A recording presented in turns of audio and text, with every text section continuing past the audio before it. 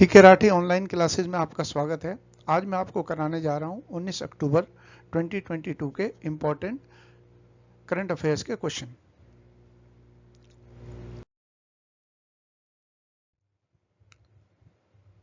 यहां सबसे पहली न्यूज जो दे रखी है वो दे रखी है एक पुरस्कार जिसे कहा जाता है बुकर पुरस्कार। तो श्रीलंका के लेखक है जिनका नाम है शेहान करुणतिलक। उनके उपन्यास का नाम है the seven moons of Maali Almeida. उसके लिए इन्हें एक प्रतिष्ठित बुकर पुरस्कार, ये इंपॉर्टेंट हो गया, पुरस्कार का विजेता घोषित किया गया है। ये उपन्यास एक लेखक के नाम पर है जो युद्ध फोटोग्राफर है और उसने मौत के बाद स्वर्ग पहुंचता है। और जो श्रीलंका में गृह युद्ध हुआ था वहां पर एक आतंकी संगठन था जिसका नाम था लिटे। उसके खिलाफ वहां की सेना ने गृह युद्ध चलाया था। तो उस दौरान जो है कई प्रकार की अत्याचारों और बर्बरता का उल्लेख मिलता है कि सेना के द्वारा तमिल मूल के लोगों पर किया गया। तो अत्याचारों की तस्वीरों का एक जखीरा उनके हाथ लगा जिसके सामने अगर वो जो सामने आए तो वह देश को हिला दे। इस पर ये कहानी आधारित है। तो ये जो विजेता हैं इनका मैं फोटो भी दिखा देता हूं। यह है पुरस्कार विजेता इनका और इनकी पुस्तक का नाम जो है ये लिखा the seven moons of Maali Almeida. आगे पढ़ते हैं फिर जो इंपॉर्टेंट है। यह पुरस्कार जीतने वाले हुए दूसरे श्रीलंकाई लेखक हैं। इसमें पुरस्कार राशि जो है 50,000 ब्रिटिश पाउंड होते हैं।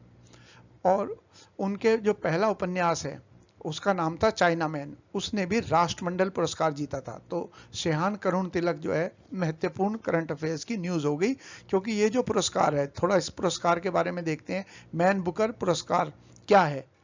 नोबेल पुरस्कार के बाद साहित्य के क्षेत्र में बुकर पुरस्कार को दुनिया का दूसरा सबसे बड़ा पुरस्कार माना जाता है। इस महत्वपूर्ण है। अब ये बुकर पुरस्कार जो है दो पुरस्कार हैं। एक तो कहलाता है बुकर पुरस्कार, एक होता है बुकर अंतर्राष्ट्रीय पुरस्कार। ये साहित्य के दो अलग अलग पुरस्कार हैं, इनको अंतर समझ लीजिए। बुकर पुरस्कार जो है उसे ही महान बुकर पुरस्कार के नाम से भी जाना जाता है। इसकी शुरुआत 1969, ये ध्यान रखना है, और 2013 तक यह पुरस्कार राष्ट्रमंडल, कॉमनवेल्थ वो देश हो गए जो कभी अंग्रेजों के गुलाम रहे थे। अधिकांश देश उसके अंदर ही शामिल है। और आप जानते हो राष्ट्रमंडल खेलों का भी आयोजन किया जाता है और भारत राष्ट्रमंडल समूह का सदस्य है। के सदस्य राष्ट्रों तथा आयरलैंड और जिम्बाब्वे जो कि राष्ट्रमंडल के नहीं है, उनके किसी साहित्यकार को मूलतः इंग्लिश में प्रकाशित किसी कृति या फिर किसी बुक के लिए प्रतिवर्ष दिया जाता था। 2014 से इसे पूरे वर्ल्ड के, विश्व के किसी भी साहित्यकार के अंग्रेजी में प्रकाशित किसी भी उपन्यास के लिए दिया जाने लगा। तो ये अंतर आ गया, शुरुआत 1969 में। दूसरा पुरस्कार है बुकर अंतर्राष्ट्रीय पुरस्कार। इसकी स्थापना 2005 में हुई और 2015 तक यह पुरस्कार संपूर्ण विश्व में किसी भी भाषा के साहित्यकार को साहित्य के क्षेत्र में योगदान के लिए दिया जाता था। इसके साथ ही 2015 तक यह पुरस्कार द्विवार्षिक यानी कि 2 वर्ष में एक बार दिया जाता था। 2015 के पश्चात यह पुरस्कार हर साल दिया जाने लगा और यह पुरस्कार अब किसी भी भाषा में रचित किसी भी विशिष्ट कृति यानी कि कोई भी जो बुक होगी जिसका इंग्लिश में ट्रांसलेशन किया गया है उसको दिया जाता है। इसके तहत ये पुरस्कार 50,000 पाउंड है। इसमें क्या होगा, जिसने ट्रांसलेट किया है उसको भी मिलेगा और जो मूल भाषा का लेखक है उसको भी मिलेगा। यहाँ एक इंपॉर्टेंट चीज है उत्तर प्रदेश से संबंधित। उत्तर प्रदेश के मैनपुरी में जन्मी एक लेखिका है गीतांजलि श्री। इनको इनके हिंदी के उपन्यास के लिए जिसका नाम है टॉम्ब ऑफ सैंड, इसके लिए इंटरनेशनल बुकर पुरस्कार 2022 में, ये बहुत इंपॉर्टेंट है। और ये पुरस्कार, ये प्रतिष्ठित पुरस्कार से सम्मानित होने वाली किसी भी भारतीय भाषा, हिंदी तो है ही, हिंदी में लिखा हुआ वो भी पहली होगी, और भारत किसी भी भारतीय भाषा को ये पुरस्कार पहली बार मिला है। और इसके साथ ही गीतांजलि बुकर पुरस्कार जीतने वाली पहली भारतीय हिंदी लेखिका भी बन गई है। काफी इंपॉर्टेंट है पूरा का पूरा ही ये जो पेज है।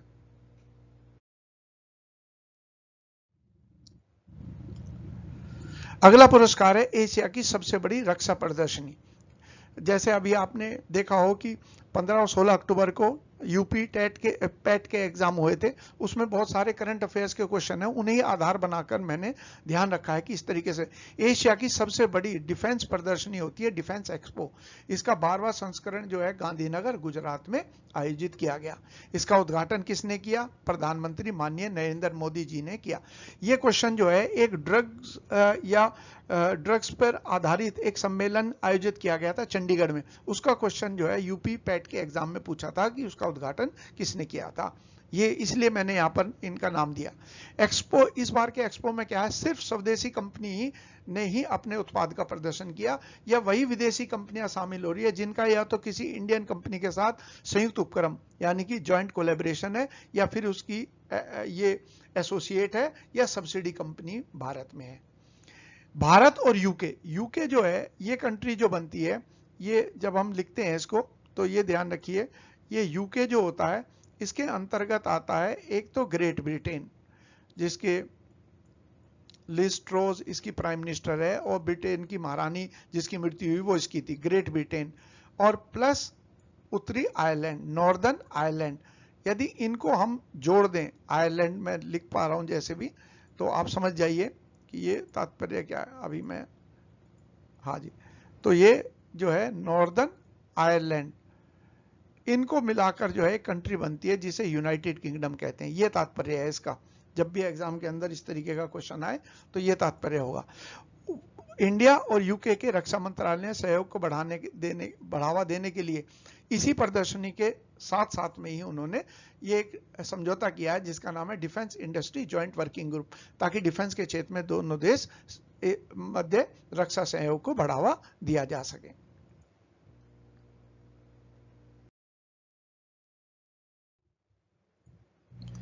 अगला जो पॉइंट है वो आ गया कोलेजियम सिस्टम। कोलेजियम सिस्टम क्या है, देखिए हमारे यहाँ पर 1993 से हाई कोर्ट और सुप्रीम कोर्ट के जजों की नियुक्ति करने के लिए एक सिस्टम शुरू किया था, उसे ही कोलेजियम सिस्टम कहते हैं। और इसके बारे में चर्चा यह है कि वर्तमान में जो केंद्रीय और न्याय मंत्री है किरेन रिजिजू, उन्होंने कहा है कि देश के लोग इस सिस्टम से खुश नहीं है और संविधान के भावना के मुताबिक जजों की नियुक्ति करना सरकार का काम है। जबकि हम क्या देख रहे हैं, भारत दुनिया का अकेला ऐसा देश है जिसमें जज जो है खुद ही को अपॉइंट करते हैं। कोलेजियम सिस्टम का यही तात्पर्य है। क्या है कोलेजियम, ये देखिए, सुप्रीम कोर्ट के कोलेजियम की अध्यक्षता, जो कोलेजियम बनता है सुप्रीम कोर्ट का, जिसके नियुक्ति करते हैं सुप्रीम कोर्ट के न्यायाधीशों की और भारत के सभी हाई कोर्ट के न्यायाधीशों की, तो वो कोलेजियम जो होता है इसके अध्यक्ष कौन होते हैं, देश के मुख्य न्यायाधीश होते हैं। और इसमें सुप्रीम कोर्ट के ही 4 सीनियर मोस्ट जज, वरिष्ठतम न्यायाधीश शामिल होते हैं। हालांकि सरकार कोलेजियम की सिफारिश के संबंध में आपत्ति उठा सकती है। मान लीजिए किसी के नाम को इन्होंने सजेस्ट किया, सरकार एक बार वापस लौटा सकती है, स्पष्टीकरण मांग सकती है। लेकिन अगर ये 5 सदस्यीय कमेटी उसे दोहराती है, उसी नाम को दोबारा भेजती है, तो नामों को मंजूरी देना प्रक्रिया से बाध्य है। तो इस तरीके से जज जो है अपने ही आप अपना निर्णय लेते हैं कि किसको नियुक्त करना है। संविधान को इसको लेकर पूरी तरह स्पष्टता है। इसमें कहा गया है कि भारत के राष्ट्रपति न्यायाधीशों की नियुक्ति करेंगे, तो संविधान में ये क्या रखा है। तो अब भी नियुक्ति तो करते हैं। और इसमें क्या कहा गया था संविधान में, और इस बार जो यूपी टीटी का एग्जाम हुआ उसमें पूछा गया था कि सुप्रीम कोर्ट के बारे में कौन से अनुच्छेद के अंदर उल्लेख मिलता है। तो आर्टिकल 124 जो है हमारे कॉन्स्टिट्यूशन के, वो सुप्रीम कोर्ट से संबंधित जिक्र करता है। तो यहां पर यह भी ध्यान रखना हमें। उसी के आधार पर मैंने जैसे कहा ये नोट्स तैयार भी करता हूं मैं। इसमें कहा गया कि भारत के राष्ट्रपति न्यायाधीशों की नियुक्ति करेंगे। इसका मतलब है कि कानून मंत्रालय भारत के मुख्य न्यायाधीश के परामर्श से न्यायाधीशों की नियुक्ति करेगा, ये प्रावधान था, है ना। लेकिन क्या हुआ, जजों की नियुक्ति की प्रक्रिया के सवाल के जवाब में रिजिजू ने कहा कि 1993 में सुप्रीम कोर्ट ने एक नया तरीका शुरुआत कर दिया जिसको कोलेजियम सिस्टम कहते हैं। इसमें भारत में प्रत्येक जजों को भारत के मुख्य न्यायाधीश के परामर्श से कानून मंत्रालय द्वारा नियुक्त किया जाता था। यानी कि जो लॉ मिनिस्ट्री है वो सुप्रीम कोर्ट के जज की सलाह पर राष्ट्रपति के पास सिफारिश भेजती थी कि आप इसको जज अपॉइंट करो। लेकिन 1993 में सुप्रीम कोर्ट ने परामर्श, एडवाइस जो था, इसको जो परामर्श कंसल्टेशन, इसको सहमति यानी कि इसको कंकरेंस के रूप में कहा कि अब ये कंकरेंस होगी के रूप में परिभाषित करा। यानी कि सुप्रीम कोर्ट अगर किसी मामले में किसी जज की नियुक्ति के लिए परामर्श दे रहा है तो वो परामर्श जो है वो सहमति होगी, यानी कि सरकार को इसे मानना ही पड़ेगा। और 1998 में न्यायपालिका ने कोलेजियम प्रणाली को और भी बढ़ा दिया। ये 1993 के अंदर जो है इसे कहते हैं फर्स्ट जज केस, जिसके अंदर सुप्रीम कोर्ट ने नए कानून बनाए थे। यहां पर देखिए 2014 में जो वर्तमान सरकार है इसने जजों के अपॉइंटमेंट के सिस्टम को बदलने की कोशिश करी। इसमें चाहा इन्होंने कि कानून मंत्री और केंद्र सरकार भी शामिल हो जजों के अपॉइंटमेंट में, और इसके लिए उन्होंने लेकर आए थे एक संविधान में संशोधन जिसके तहत राष्ट्रीय न्यायिक नियुक्ति आयोग NJAC यानी कि नेशनल जुडिशियल अपॉइंटमेंट कमीशन था ये जो बनाया गया था। और संविधान में जहां तक मुझे ध्यान है वो संशोधन जो हुआ था वो हुआ था 99वां संविधान संशोधन, जो मुझे ध्यान आ रहा है। और इस संशोधन को उसके बाद सुप्रीम कोर्ट ने यह कहते हुए खारिज कर दिया कि सुप्रीम कोर्ट ने खारिज किया, ये कहा कि हमारे संविधान के अंदर कार्यपालिका और न्यायपालिका दोनों के अधिकार क्षेत्र को अलग अलग रखने का उल्लेख किया गया है, यानी कि जुडिशरी और एग्जीक्यूटिव की सेपरेट पावर्स होनी चाहिए। अगर सरकार शामिल हो जाएगी, लॉ मिनिस्टर शामिल हो जाएगा, जैसे कि इस राष्ट्रीय न्यायिक नियुक्ति आयोग के अंदर होना था, तो उससे इस भावना को ठेस पहुंचेगी। इस आधार पर सुप्रीम कोर्ट ने डिसीजन लिया कि ये जो संशोधन है ये अमान्य है और ये निरस्त कर दिया गया। तो पुरानी व्यवस्था चली आ रही है।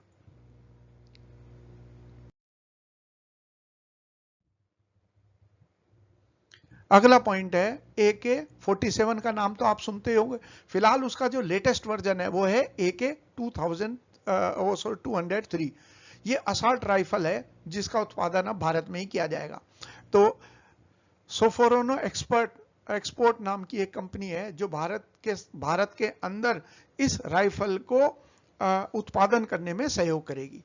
अपनी AK-203 असॉल्ट राइफल का उत्पादन भारत में ही करने को तैयार है, क्योंकि भारत ने क्या चला रखा, आत्मनिर्भर में मतलब जो विदेशों के अंदर हमें तकनीकी तौर पर रक्षा सामग्री मिलती है उसे हम भारत में ही उनके सहयोग से उत्पादित करेंगे ताकि भारत आत्मनिर्भर होकर इनका स्वयं उत्पादन कर सके। भारत और रूस के संयुक्त उपक्रम रोबोनो एक्सपर्ट ने बयान जारी कर बताया कि कंपनी इसी साल यानी कि 2022 के अंत में AK-2003 असॉल्ट राइफल को भारत में कोरबा जगह पड़ती है हमारे यहाँ, जो ऑर्डिनेंस फैक्ट्री है वो है अमेठी उत्तर प्रदेश में। ये बहुत इंपॉर्टेंट हो गया, आयुध कारखाने में किया जाएगा। AK का पूरा नाम क्या है? A का मतलब है अफ्तोमात। ये वर्ड देखिए यहाँ पर लिखा हुआ है, A का मतलब होता है अफ्तोमात, और रशियन में अफ्तोमात कहते हैं गन को या बंदूक को, और K का मतलब है कलाशनिकोव। और कलाशनिकोव कौन था? ये व्यक्ति था, एक सैनिक था जो रूसी सेना में था, इसी ने इस बंदूक का आविष्कार किया था और नाम लिखा हुआ है मिखाइल कलाशनिकोव। तो इसी व्यक्ति के नाम पर इसको कलाशनिकोव नाम दिया गया है।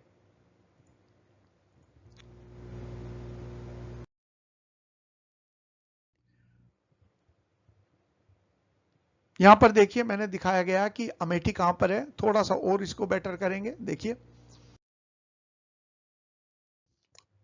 तो ये अमेठी पड़ेगा, ठीक है।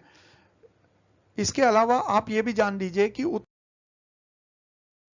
प्रदेश जो है, जब निर्मला सीतारमण देश की रक्षा मंत्री थी तो उन्होंने 2 डिफेंस कॉरिडोर स्थापित करने का निर्णय लिया था, एक तो उत्तर प्रदेश में और एक तमिलनाडु में। उत्तर प्रदेश में कौन कौन से स्थान है जहां पे ये होगा? लखनऊ, कानपुर, चित्रकूट, झांसी, आगरा और अलीगढ़। यानी कि यहां पर विभिन्न उपकरण जैसे टैंक बनाना है, वर्दियां बननी है, और उसी क्रम के अंदर आप देखिए ये अमेठी भी उसके नजदीक ही आएगा, तो उसी का एक हिस्सा आप मान सकते हैं इसको।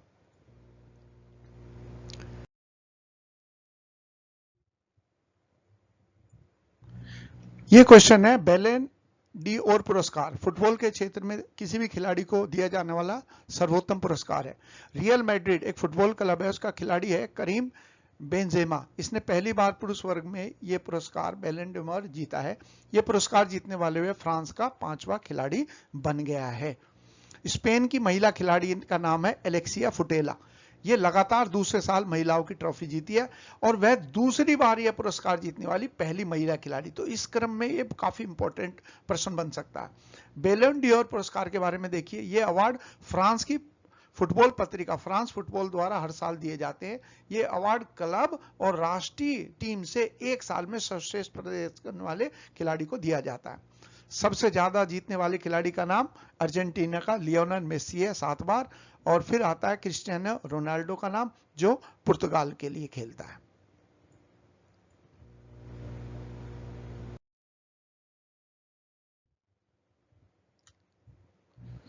एशिया का सबसे बड़ा बायोगैस प्लांट, ये क्वेश्चन जरूर आ सकता है कि ये पंजाब के संगरूर जिले के गांव भूटनकला में स्थापित किया गया है। असल में पराली जलाने पर प्रदूषण फैलने की जो समस्या आ रही है उसी को देखते हुए ये काम भी किया गया है कि जो पराली है किसानों की, यदि उसका इस्तेमाल ऊर्जा उत्पादन के लिए किया जाएगा तो उससे प्रदूषण भी नहीं फैलेगा।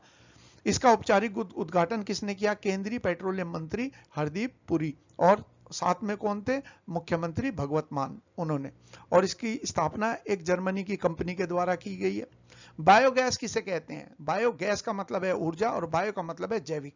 तो पशुओं के व्यर्थ पदार्थ या एनर्जी क्रॉप्स, एनर्जी क्रॉप जैसे पराली हो गया कि गन्ने से प्राप्त होता है, तो एनर्जी क्रॉप का मतलब हो गया कि किसी भी जो खाद्यान्न के बचे हुए अवशिष्ट होते हैं या उनके रिमेन्स होते हैं, इसके उपयोग से बायोगैस बनाई जाती है। बायोगैस सौर ऊर्जा, सोलर एनर्जी और पवन ऊर्जा और विंड एनर्जी की तरह ही नवीकरणीय ऊर्जा स्रोत है, यानी कि रिन्यूएबल एनर्जी है। ये गैस का मिश्रण है जो ऑक्सीजन की अनुपस्थिति में, जैसे गोबर गैस बनाई जाती है कि गोबर को इकट्ठा किया जाता है एक ऐसे उसके अंदर संरचना में जिसको वाटर पूरी तरह एयर टाइट किया जाता है, ऑक्सीजन ना घुस पाए। तो उसकी स्थिति में जब इसको विघटन किया जाता है तो उससे जो गैस उत्पन्न होती है वो बायोगैस है। और इसका मुख्य घटक क्या होता है? मीथेन। मीथेन ही सबसे बड़ा घटक होता है सीएनजी का, तो ये एनर्जी देने वाली गैस है। बायोगैस का उत्पादन एक जैव रासायनिक प्रक्रिया है, बायोकेमिकल प्रोसेस है, जिसके तहत कुछ विशेष प्रकार के जो बैक्टीरिया होते हैं, जो सूक्ष्म जीवी होते हैं जिनको जीवाणु कहते हैं, इस जैविक कचरे को उपयोगी बायोगैस में बदलते हैं। यही मीथेन गैस का उत्पादन करते हैं। बायोगैस में क्या क्या चीज है? इंपॉर्टेंट पॉइंट है, चाहे साइंस का क्वेश्चन मान लीजिए। बायोगैस के प्रमुख घटक जो है मीथेन, कार्बन डाइऑक्साइड और कुछ अन्य मात्रा में अन्य गैसें। इंपॉर्टेंट है मीथेन और कार्बन डाइऑक्साइड, एग्जाम में इन्हीं से संबंधित क्वेश्चन आएगा।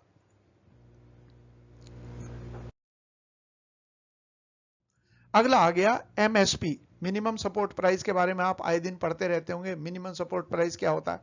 तो मिनिमम सपोर्ट प्राइस का अर्थ क्या होता है? भारत सरकार ने, केंद्र सरकार ने न्यूनतम समर्थन मूल्य बढ़ा दिया है, घोषणा करी है। असल में क्या है, रबी की फसल वो होती हैं जो सर्दी के समय बोई जाती हैं, और खरीफ की फसलें वो होती हैं जो मानसून के समय पर या गर्मियों में बोई जाती हैं। और क्या होता है न्यूनतम समर्थन मूल्य? न्यूनतम समर्थन मूल्य एमएसपी वो रेट होता है जिस पर सरकार किसानों से फसल खरीदती है। यूपी के एग्जाम के अंदर क्वेश्चन आया था कि जब चावल का दाम बढ़ाए थे एमएसपी के, तो पूछे थे कितने दाम बढ़ाए गए हैं और वर्तमान में क्या हो गए। इसीलिए मैंने कुछ प्रमुख फसलों के बारे में दे रखा है। इसमें रबी मौसम की प्रमुख फसल जो है गेहूं है, इसका एमएसपी जो है 110 क्विंटल बढ़ा दिया गया है प्रति क्विंटल, और अब हो गया है 2125 रुपए प्रति क्विंटल। याद करना है आप लोगों को, जिन 6 फसलों के एमएसपी को बढ़ाने का फैसला किया है उसके तहत सबसे ज्यादा बढ़ोतरी करी है मसूर दाल में। इसका एमएसपी जो है 500 रुपए प्रति क्विंटल की आधार पर बढ़ाया गया और अब बढ़कर हो गया 6000 रुपए प्रति क्विंटल। सरसों का मूल्य 400 रुपए प्रति क्विंटल से बढ़कर अब हो गया 5450 प्रति क्विंटल। इंपॉर्टेंट है सब चीजें। न्यूनतम समर्थन मूल्य परिभाषा समझ लीजिए, और इसकी सिफारिश कौन करता है? ये क्वेश्चन आ चुका है यूपीपीसीएस में। तो एक है, ये कहलाता है कृषि लागत एवं मूल्य आयोग, इसे कहते हैं cabinet committee on cost and price. C से मतलब है कैबिनेट, फिर हो गया एग्रीकल्चर, सी का मतलब कमेटी ऑन प्राइस। इसकी सिफारिश पर मूल्य वृद्धि की जाती है। निर्णय कौन लेता है? तो सिफारिश करती है। ये देश भर के अंदर जो महंगाई के दाम बढ़े हैं, अन्य चीजों के दाम बढ़े हैं, उस आधार से फसल के किसान की लागत कितनी आएगी उसका अनुमान लगाते हैं। प्रधानमंत्री की अध्यक्षता वाली आर्थिक मामले की मंत्रिमंडलीय committee, cabinet committee on economic affairs, ये इस सहमति पर मोहर लगाने वाली सर्वोच्च संस्था है। कृषि लागत और मूल्य आयोग जो है कितनी फसलों के मामले में घोषणा करता है? एसएससी का क्वेश्चन है। 22 फसलों के लिए वो न्यूनतम समर्थन मूल्य करता है, और गन्ने के लिए राज्य को अधिकार है, उसके लिए ये सिफारिश करता है एफआरपी की। ये निर्णय होता है राज्य सरकार का कि वो उनको स्वीकार करती है अथवा नहीं। एक क्वेश्चन एसएससी में आया कि एमएसपी पहली बार कब शुरू किए गए थे, तो 1965 में घोषणा करी गई और 1966-67 से इनको लागू किया गया।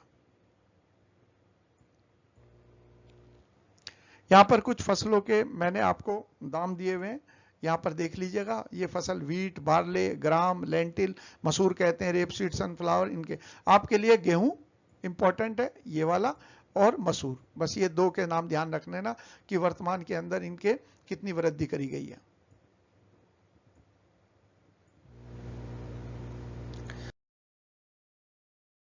अगला हो गया इंटरपोल महासभा। हाल ही के अंदर जो है नई दिल्ली में बैठक का आयोजन किया गया, ये भी इसलिए इंपॉर्टेंट है कि इसकी उद्घाटन किसने किया, प्रधानमंत्री मोदी जी ने। कहां पर किया गया, नई दिल्ली।